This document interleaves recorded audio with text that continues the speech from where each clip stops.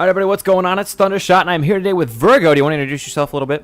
Hi guys, I'm Virgo Durai. For those of you who don't know me, I'm pretty much the how-to guy on Dragon Ball Xenoverse, as it would stand.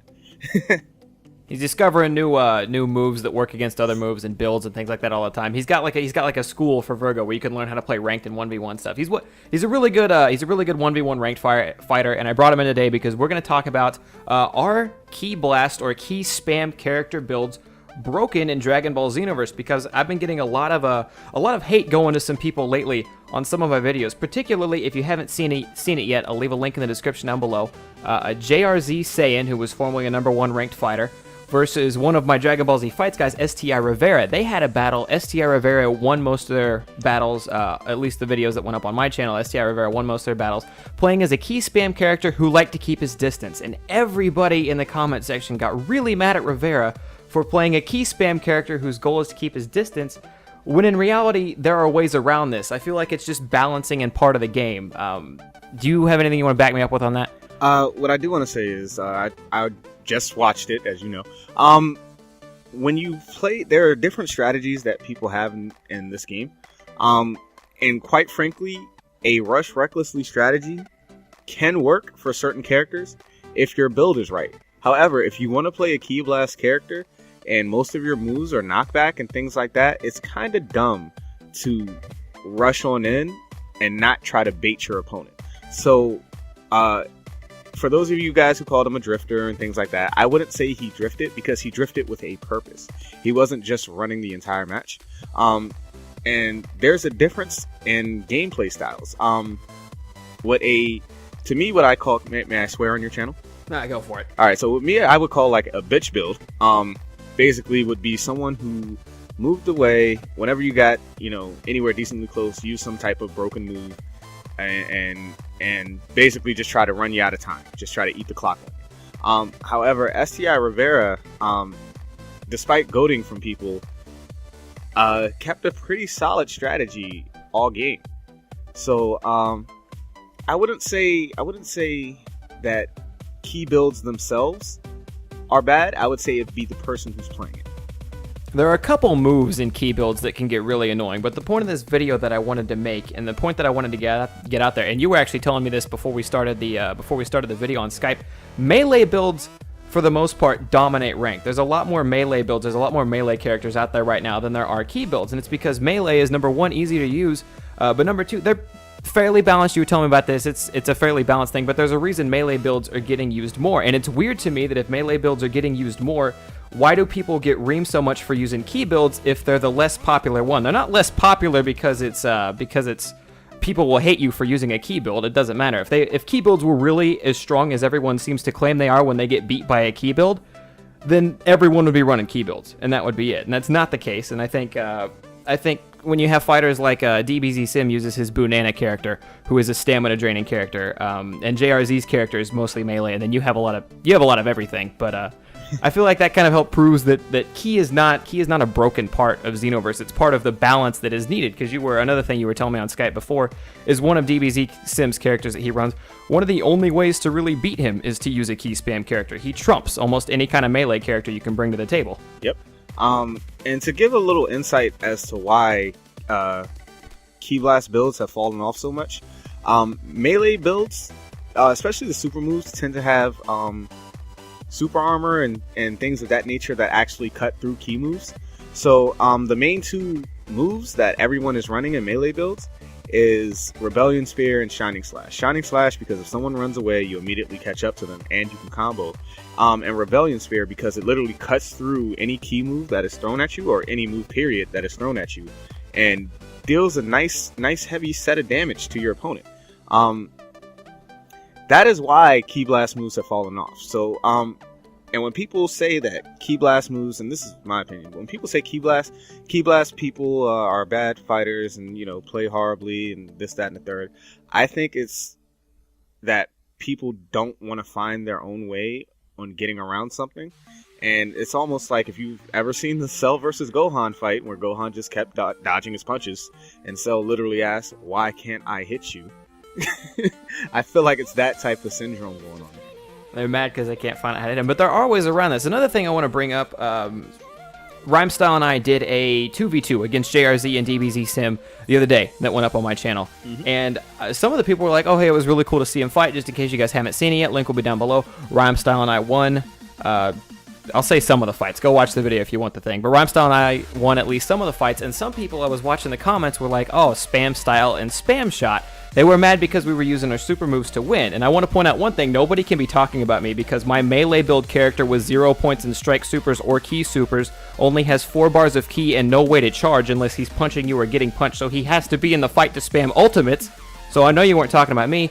And then mainly Rhymestyle's character, he's brought out this new character he calls Teen Whisk, and it revolves a lot around Symphonic Destruction, which is a crazy strong instant key move with invincibility frames. Symphonic Destruction may have its issues, but we were able to beat them in 2v2s, and a lot of people were upset about that. Oh, these guys are spammers, how can they get away with this? But Rhymestyle's character specifically is designed for that, and there are ways around it, and we know this because in the fights before, and then I think in a couple fights since then, JRZ has used the same character and destroyed Rhymestyle, destroyed his Teen Whisk with a melee character. So, like, the spamming is annoying, but if you have any idea what you're doing, it is easy to get around it. You can get around it if you're better than the other player.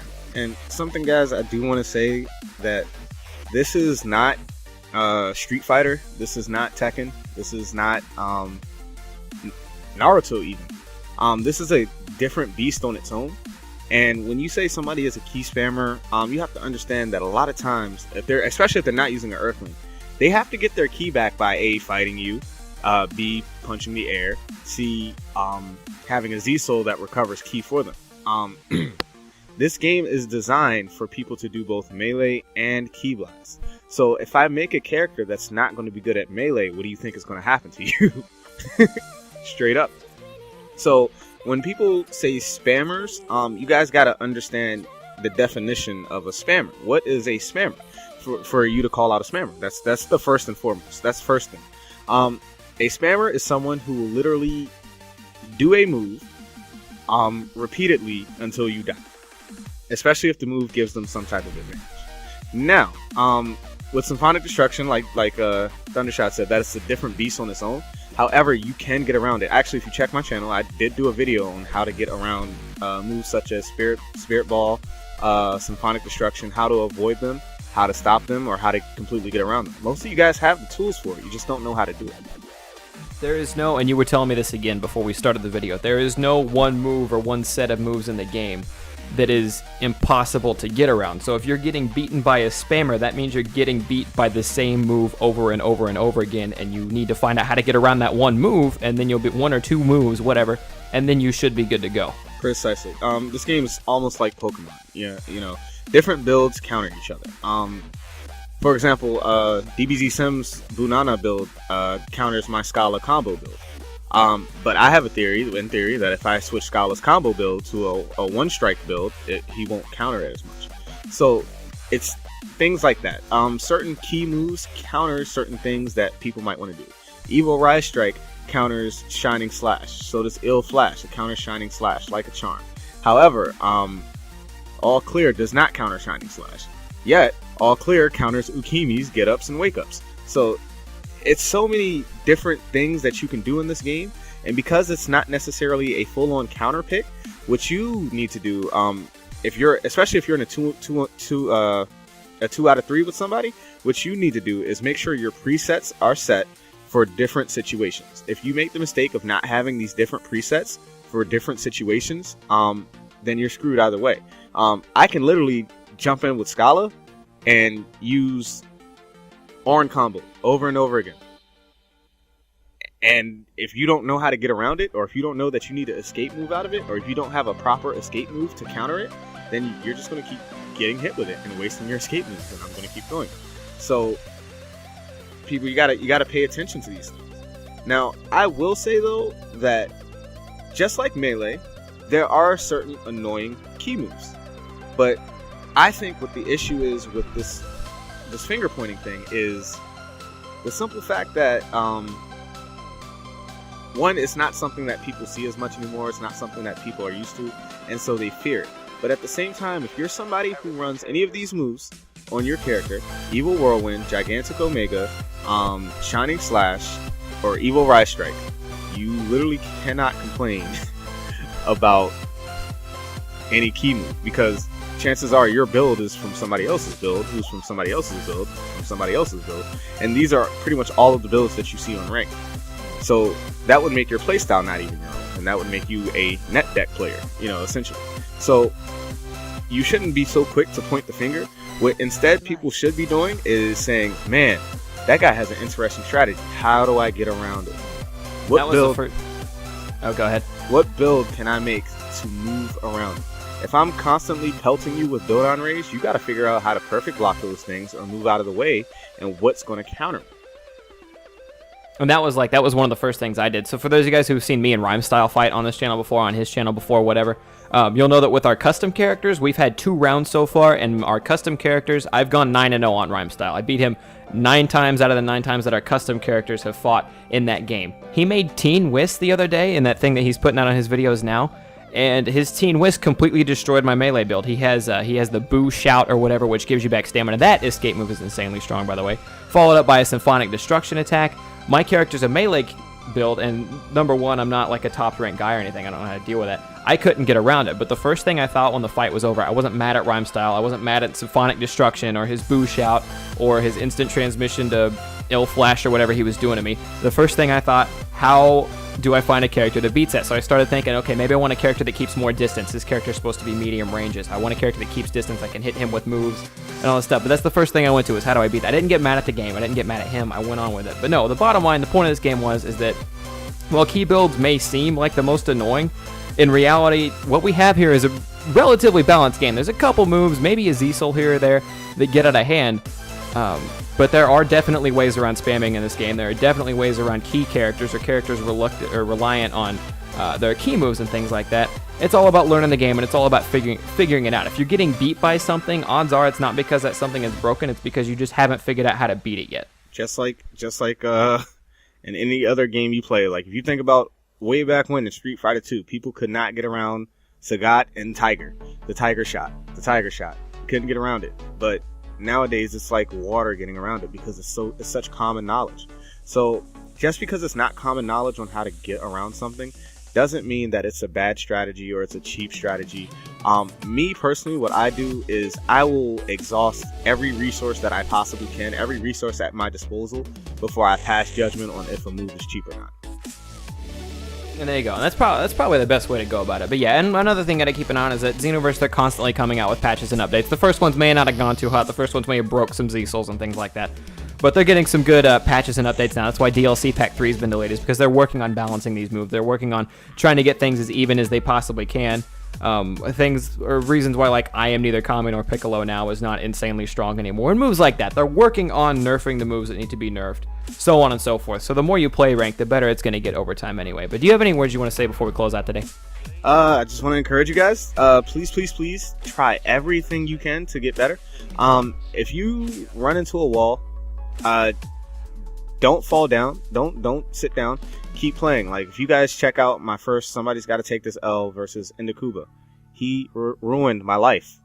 And then I go back on his channel and I finally won. I barely won, but I won. And now I think I have a slight edge over Indakuba. Similar with JRZ Saiyan. When I first played JRZ Saiyan, I beat him, and this is no lie, I beat him I think 10 times straight. He had 27,000 BP. I beat him 10 times straight. And now he is on par with me.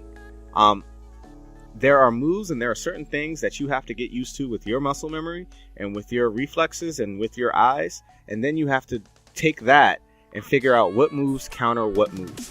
And then you got to be prepared for the fact that there are going to be people who don't like Rebellion Spear or who don't like Shining Slash. So they're going to figure out what moves counter this move. And it becomes a big chess game. And as long as you're thinking, you have the edge. As long as you're thinking and you can manipulate your opponent, you're going to have the edge. So that's all I want to do. Just encourage you guys. Not everything is a spam build just because it's winning. Sure, some things are cheap. Cheap being that it doesn't necessarily have a high cost to use. But for the most part, there has been no move in this game that I have not been able to get around. Even Absolute Zero, I'm able to get around.